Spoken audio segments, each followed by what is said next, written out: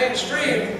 He even differs from the candidate that he supported for President of the United States, a man I know and respect, the guy who understands what torture is, John McCain. John McCain knows that waterboarding is torture. Apparently, Scott Brown doesn't. He supports waterboarding. And I believe Massachusetts deserves the United States Senator who will help send a message to the world that never, at no time, will the United States of America engage in torture. Right.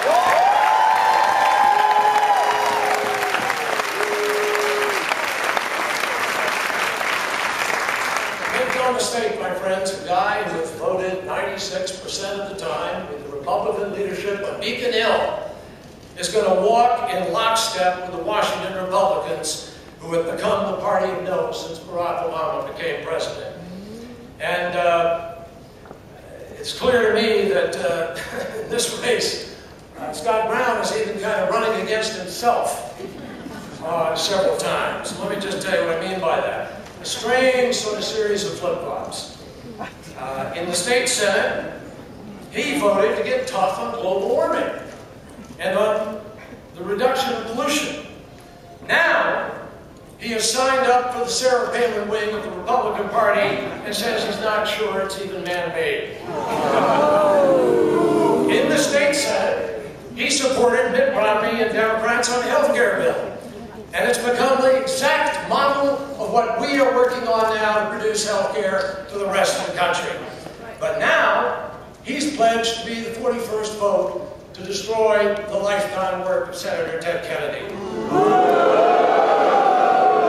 You want to talk about politics as usual? How many times did I have to hear on those ads that we're tired of the politics as usual? Well, you can't just mouth the words, folks, because he's been switching positions faster than Mitt Romney did when he abandoned the state to run for president.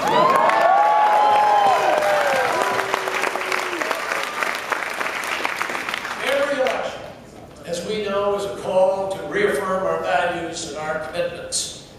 But few have been allowed to call as this one. Because the voting here is going to determine the balance of power in America. And with it, it is going to determine the fate of what we started with Barack Obama a little over a year ago.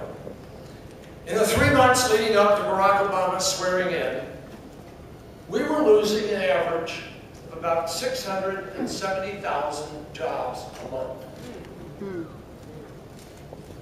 The month that Barack Obama was sworn in, we were losing 800,000 jobs that month alone. That's the crisis that we came into, my friends. Today in Massachusetts, some sectors of the economy are creating jobs. Almost 6,000 in December alone. And our unemployment rate has ticked down almost every month for the last 3 months. Yes, we have to do better. No, we can't rest. We have to create those jobs at a much better pace. But we brought the economy back from the brink with hardly any Republican willing to help us. We've invested billions in clean energy, and we need to take the next steps now to make certain that the clean energy jobs and the other jobs in the future are here and not in India, China, and in other countries. After nearly a century, we are on the verge of reforming health care, strengthening Medicare. We actually make Medicare stronger. We extend its life. We reduce the cost of prescription drugs. We provide health care for over 31 million Americans. And the only people who pay something additional, my friends, are the insurance companies who've been denying people coverage for years, and people above $200,000 of income for a tiny, tiny percentage. That's how we accomplish it. And they've tried to turn that into something that it isn't. And on Tuesday, we have to affirm that in the politics of our country, the truth still makes a difference. And we can do that by electing politicians.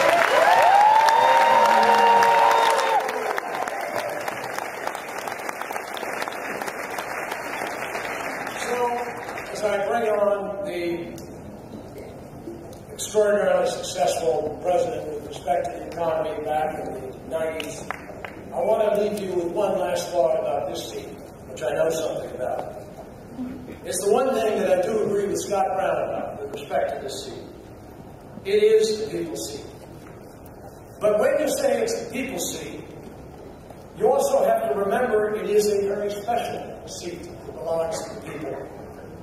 It is a seat that Ted Kennedy occupied so magnificently for 47 years, representing the principles and the ideas of the people of Massachusetts, and that's why they loved him so much.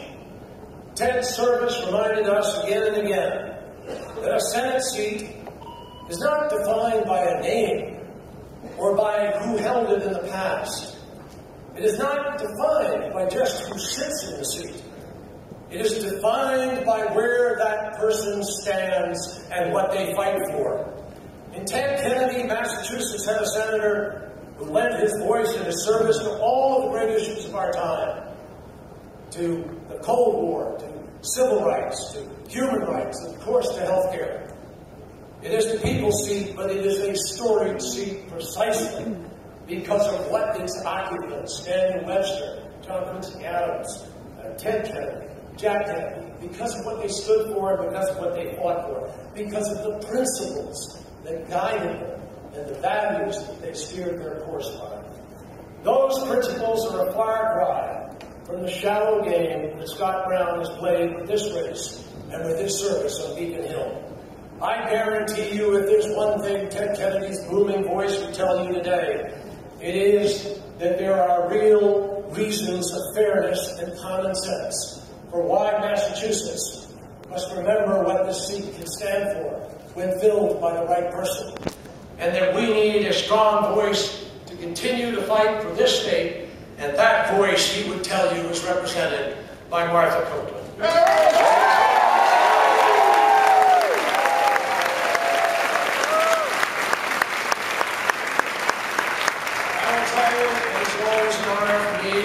Bill Clinton.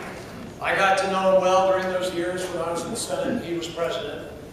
He and I have both gotten to know more about the healthcare system these last few years, and we both understand on a personal level why those nurses and doctors and others keep turning to us and saying we need this bill to be passed. It's my privilege to introduce to you a president who kept America prosperous and strong for 8 years. Almost 23 million jobs created, and budget surpluses as far as the eye can see. My friends, a president who knows how to clean up the messes that the Republicans made.